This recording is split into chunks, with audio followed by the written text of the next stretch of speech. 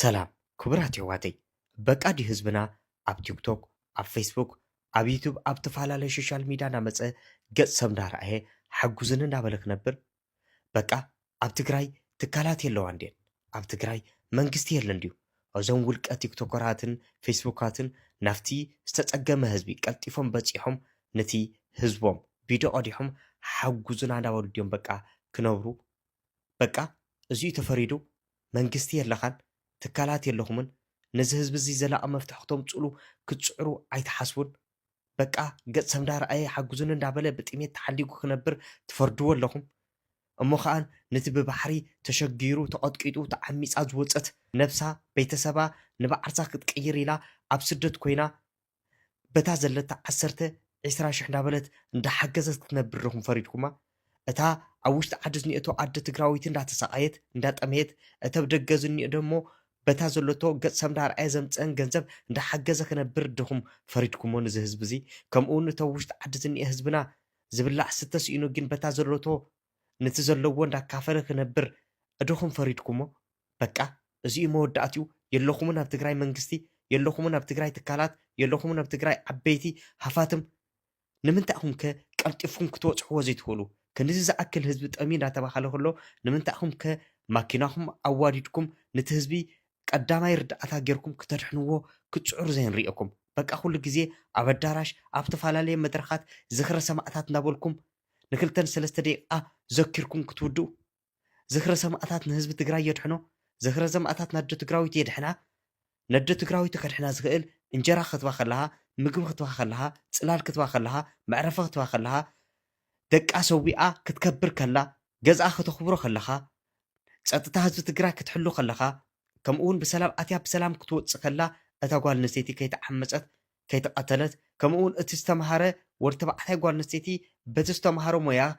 ኣብቲ ዝተምሃሮ ቦታ ክሰርሕ ከሎ ናብ ስደት ከይወፀ ኣብ ዓዱ ክሰርሕ ከሎ ዝተፈናቐለ ህዝብና ናብ መረቦት ክትመልሶ ከለኻ እዩ ዝኽረ ሰማዕታት ዝኽበር እዚ ዝኽረ ሰማዕታት ግን መሸቀጢ ኮይኑ ቀሪ በቃ ህዝብና ክሳብ ሕጂ ኣብ ቲክቶክ ኣብ ፌስቡክ ኣብ ዩቱበራት እናመፁ ገጽ ሰብ እንዳረኣዩ እሞ ከዓን እቲ ክቡር ደም ሂቦም ደቆም ሂቦም ከምዚ ኢሎም ድዮም ክነብሩ ተፈሪዶም እንታይ እዩ መፍትሒ ትብልዎ መንእሰያት በቃ ካብ ቲክቶክ እንዳለመነ ክነብር ሓጉዙን እንዳበለ ክነብር በቃ እዚኣ ተፍርዱ ሓደ ሓደ መናእሰያት ኣብ ጎኒ መንግስቲ ኣለና ኢልኩም ክትበኣሱ ክሪአኩም ከለኹ ብጣዕሚ እየ ዝሓዝን ንስኹም ክትበኣሱ ዘለኩም ህዝቢ ክጠሚ ከሎ ክትርእይዎ ከለኹም ሓንቲ ጓል ኣንስተይቲ ክትዕመፅ ከላ ክትሪኣ ከለኻ ሓደ ዝተምሃረ መንእሰይ ብሞይኡ ከይተቆፀረ ክቐሪ ከሎ ፀጥታ ህዝቢ ትግራይ ክሕመስ ከሎ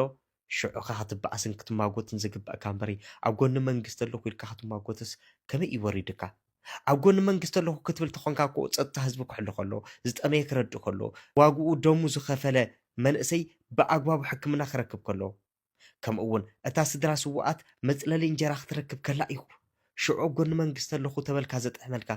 እዚ ኩሉ ዝፀዋዕኸዎምን ዘይፀዋዕኸዎምን ግን መንግስቲ ከተግብሮም ኣይንሪእን ዘለና በቃ ድዩ ህዝብና ከምዚ ኢሉ ተፈሪዱ በቃ ድና ዓርሲ ብዓርስኹም መንእሰያት እንዳተማጎትኩም ክትነብሩ እሞ ከዓን ብዓይንኹም ዳረእኹም ህዝቢ ደሪኡ እሞ ከዓን ብዓይንኹም ዳረእኹም ጓል ኣንስተይቲ እንዳተዓመፀት እሞ ከዓን ብዓይንኹም ዳረእኹም ክሳብ ሕጂ ስደተኛ ናብ መረቦቱ ዘይተመለሰ መናእሰያት በዝተምሃርዎ ከይሰርሑ ናብ ስደት ፈቅዱ ባሕሪ እንዳጠለቁ እንዳረእኹሞም ኣብ ስደት እንዳተዋረዱ እንዳረእኹሞም ኣብ ስደት እንዳተዋረደት እንዳረእኹሞ ከለኹምስ ኣብ ጎኒ መንግስቲ ኣለና ኢልኩም ትካትዑ መናእሰያትስ እንታይ ኢኹም ትርእዩ ዘለኹም ከምዚ ኸማና ዝረኣየና ዘሎ ብዓይንና ድዩ ዝረኣየኩም ዘሎስ ወይ ካሊእ ዝረኣየኩም ዘሎ ህዝቢ ጠሚኡኹም ትርእዩ ዘለኹም ህዝቢ ክስደትኩም ትርእዩ ዘለኹም በቃ ድዩ ህዝብና ከምዚ ኢሉ ክነብር በቃ ድዩ ህዝብና ከምዚ ኢሉ ተፈሪዱ ፋሕጭርን ጋሕ ኢሉ ብጥሜት ምስ ሓመድ ተሓሊጉ ቲክቶከራት ክሕግዝዎ ዩቱበራት ክሕግዝዎ ፌስቡካት ክሕግዝዎ እተብ ስደት እኒኤ ሂወቱ ክቕይር ኢሉ ዝወፀ ክሕግዞ ክነብር ከምኡ እውን እቶ ውሽጢ ዓዲ ዝኒኤ ንባዕርሱ ዓርሱ ዘይከኣለ ካብታ ዘሎቶ እንዳካፈለ ክነብር በቃ ድዩ ዘላቐ መፍትሒ ዘይብሉ በቃ ድዩ ትካላት ኣብ ትግራይ ዘየለዋ እንታይ ኮይነንን ትካላት ክንቀሳቀሳ ዘይከኣላ እንታይ ኮይነንን እዞም ኩለን ሶሻል ሚድያ ዓበይቲ ሚድያታት ናይ ትግራይ ክንቀሳቀሳ ዘይከኣላ እንታይ ኮይኑ እዩ መንግስቲ ክሳብ ሕጂ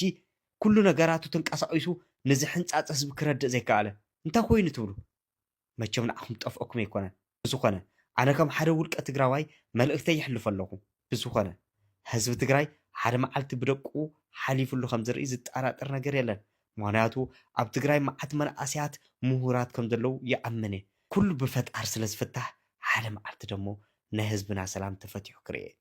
ንህዝብና ሰላም፣ ንህዝብና ጽጋብ፣ ንህዝብና እፎይሉ ዘዕርፈሉ ዘመን የምጻልና ፈጣሪ ዘለኹም ሰላምታኹም ብዙሕ በለለይ